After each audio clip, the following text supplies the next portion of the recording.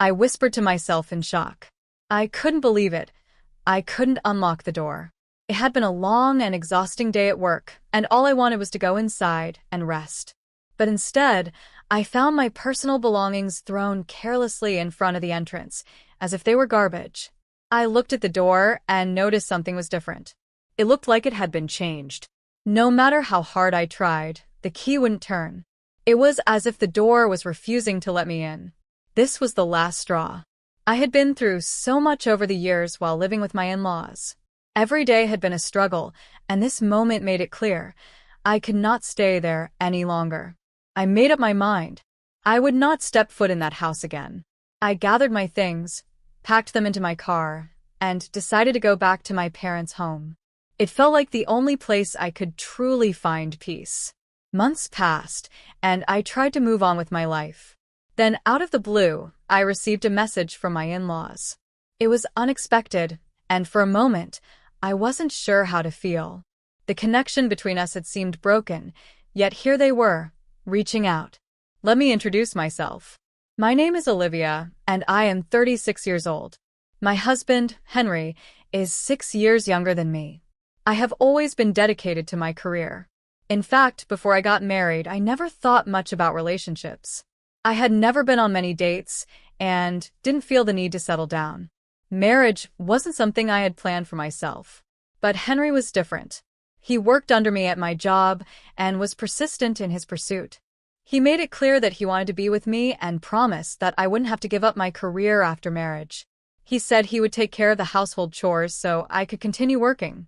His commitment and support made me reconsider my thoughts on marriage. I realized that while I was unsure about getting married, the idea of having children had crossed my mind from time to time. As I neared 36, I knew that if I ever wanted to start a family, I was running out of time. So, I made my decision. I married Henry. At first, things were great. It was just the two of us, and Henry kept his word.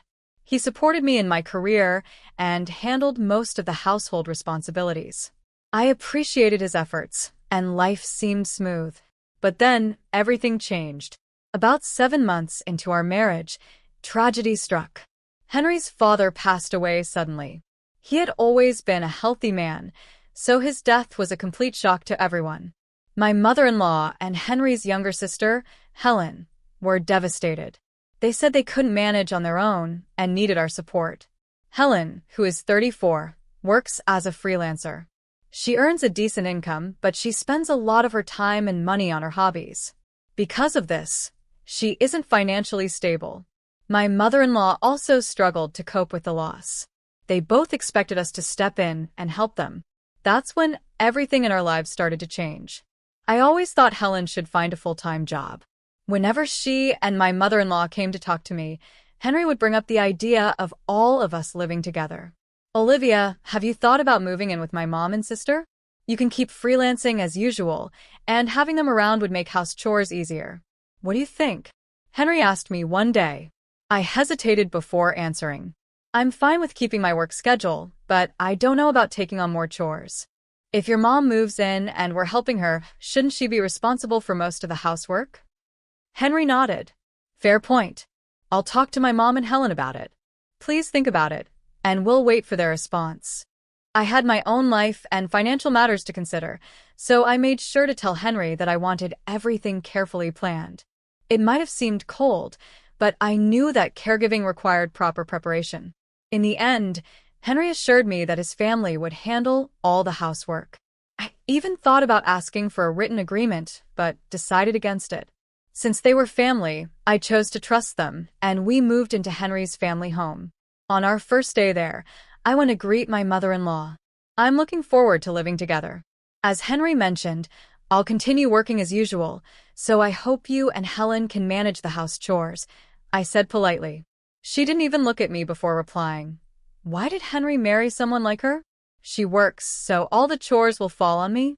Is that what a wife should be? A wife is supposed to handle both work and household duties, isn't she?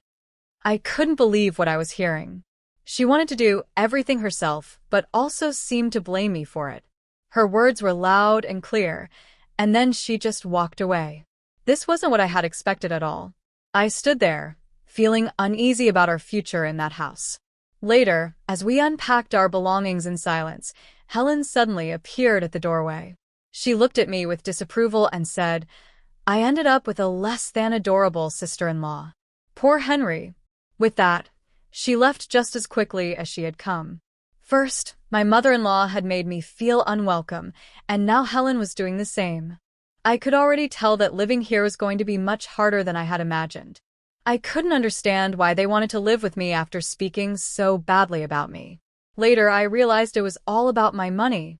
Soon after moving in together, I noticed something troubling. On our first day under the same roof, despite their sarcastic remarks before, my mother-in-law and Helen completely ignored me.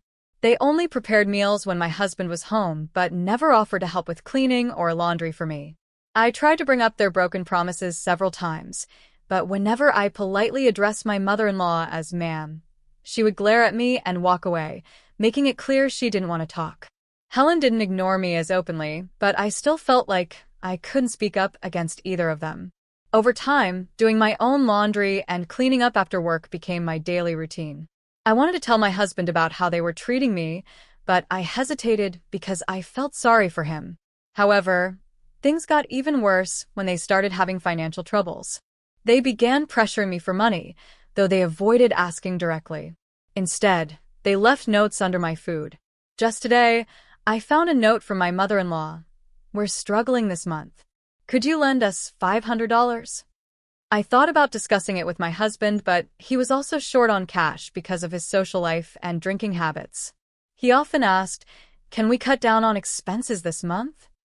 When he was my subordinate at work, I had always made sure he didn't overspend on unnecessary parties.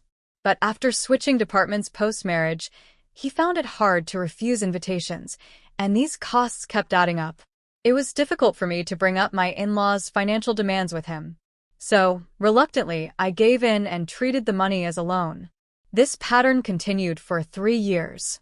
My husband became more and more comfortable not contributing to household expenses. Instead, he kept telling me to cut back on spending every month as if it was my responsibility alone. I found myself stuck in this cycle, constantly handing over money while my in-laws found new ways to ask for more. I felt trapped. It was like an endless scheme, yet I continued to play along. But there was something else I was still doing. I'll explain that soon. One day, when I returned home from work, I found something shocking. Many of my personal belongings were scattered outside the house.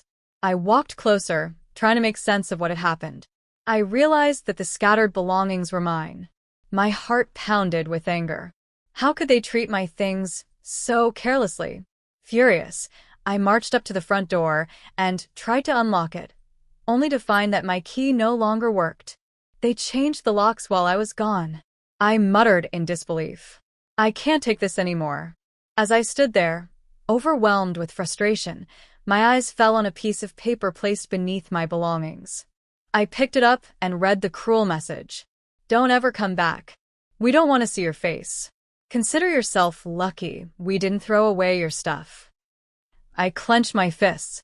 My mother-in-law and Helen were obviously behind this. I wondered if Henry had played a part in it, or if he had simply stood by and let it happen. Either way, it didn't matter anymore. The damage was done. Luckily, I had my car keys. Without wasting time, I gathered as much of my stuff as I could, packed it into the car, and drove straight to my parents' house. A wave of relief washed over me, knowing that at least my belongings were safe. No matter what happened next, my work wouldn't be affected. When I arrived at my parents' home, they were shocked to see me with all my things.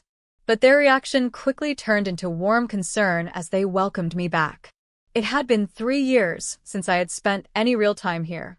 Sitting at the dining table with a cup of tea my mother had brewed, I finally felt a sense of comfort that I had long forgotten. My father looked at me seriously. "Why did you bring all your belongings here? Did you leave their house? Marriage requires patience, Olivia." His words made me think about everything I had endured.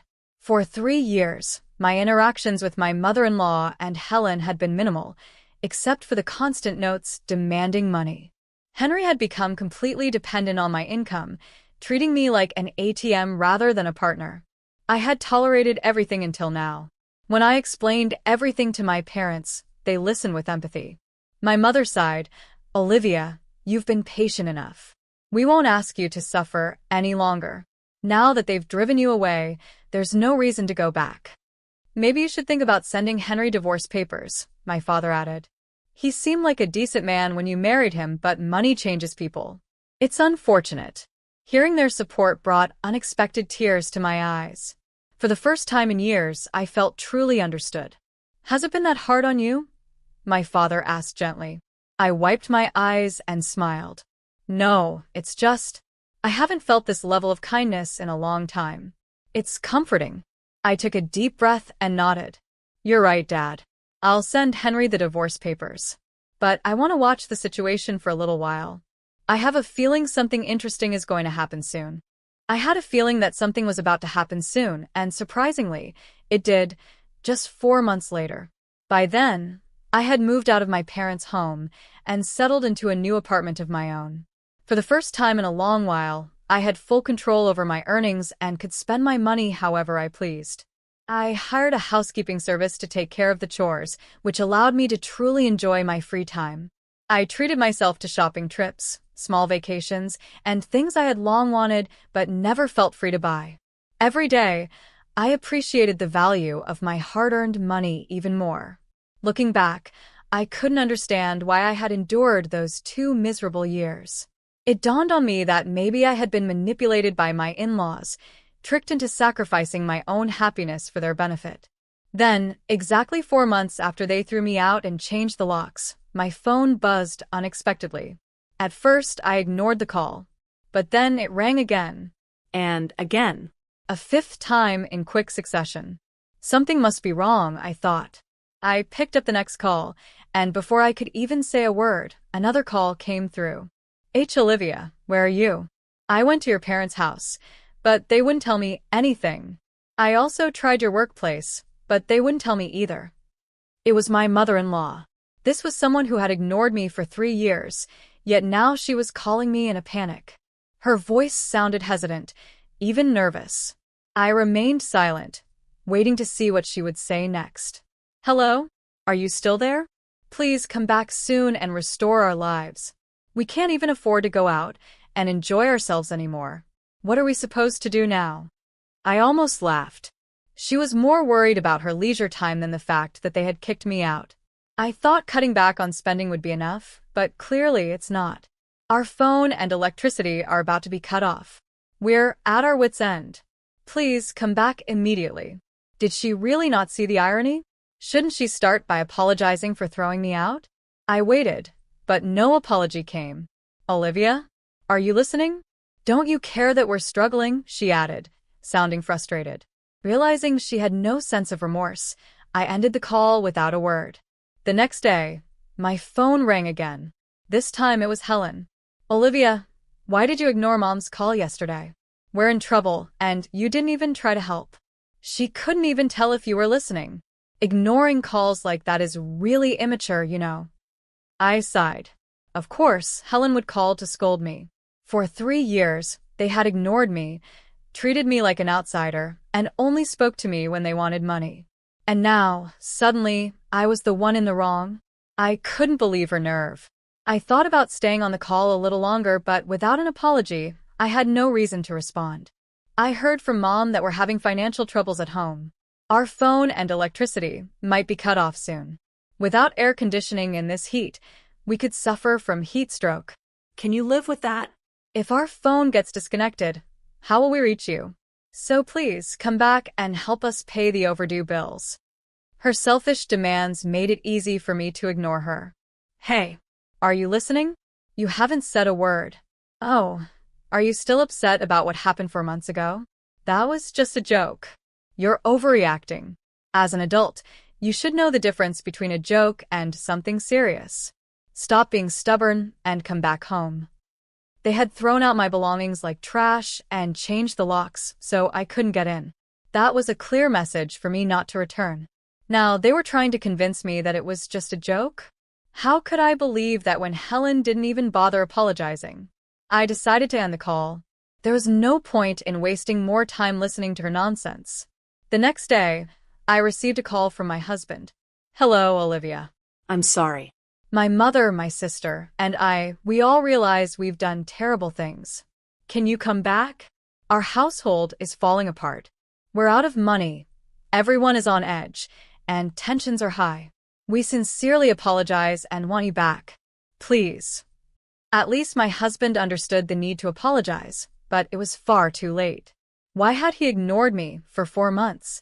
If he had reached out within the first few days, I might have considered coming back. But 4 months had passed. In that time, I had built a new life, and I was finally enjoying my independence. There was no reason for me to go back to that toxic household now. "I appreciate your apology, Henry, but after everything that's happened, I have no intention of coming back." I paused before asking, "Henry, why were you unreachable for 4 months? How could you do that as a husband?" I decided to do some investigating, and guess what? I found out the truth. "You've been cheating, haven't you?" That's exactly what the detective agency confirmed. "For 3 years, you treated me like an ATM, using my money while hiding your lies." Well, I'm done. I'll be sending you the divorce papers soon, so be ready to handle them properly. Maybe my husband thought he would never get caught. What a fool. And yet, he still had the audacity to say, "I want you to come back." I smirked and replied, "If you pay me back for all the living expenses I covered for the 3 of us over the past 3 years and return the money I lent you, maybe I'll consider it." Let's see, that comes to about $180,000. Can you manage that? I knew very well he couldn't afford it, but I wanted to make it clear that I was serious. After a moment of silence, he suddenly hung up the phone. Maybe he finally realized that I was truly done with him. A few days later, I sent him the divorce papers along with the bill for emotional distress. His response was immediate. Without argument, he signed the divorce papers and sent them back. Now, all I had left to do was file them at the city office, and the divorce would be official. As for the compensation, he transferred the money right away. Of course, I had made sure to include a note with the bill, warning him that if he didn't pay up, I would expose his infidelity to his company. Clearly afraid of the consequences, he must have rushed to take out a loan to cover the cost. From what I've heard, their family home is now on the market. It seems they are struggling financially and are desperate to raise funds. However, selling their house in a hurry means they will now have to find a place to rent. Considering how much rent and utilities cost, I doubt they made a smart choice. They probably panicked and didn't think about the long-term consequences. But honestly, their problems are none of my concern anymore. As for me, I'm living my best life. I finally feel free and independent. I'm enjoying my single life, doing the things I love, and making my own choices without anyone taking advantage of me. I've had my fill of marriage, and I have no regrets.